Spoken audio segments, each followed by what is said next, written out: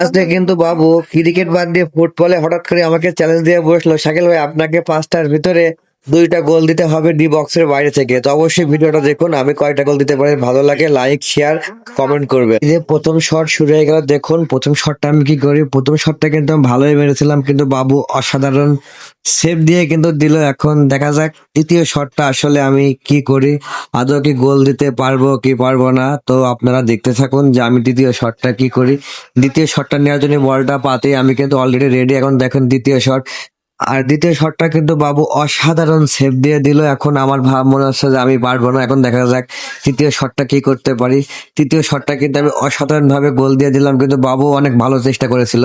আর আমার হাতে আর মাত্র 2টা সুযোগ আছে, চতুর্থ শট ও পঞ্চম শট।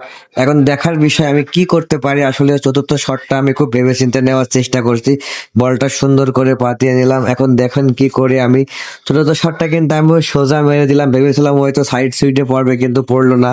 এখন দেখা যাক হাতে কিন্তু অনলি একটাই সুযোগ। এখন দেখা যাক পঞ্চম নাম্বার শটটা আমি কি করতে পারি।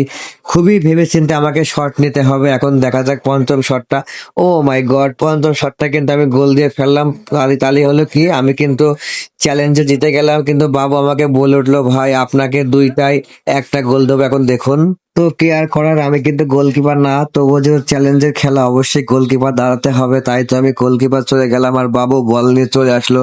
সে কিন্তু অনেক কনফিডেন্ট ছিল, সে আমাকে 2টায় একটা গোল দেবেই দেবে।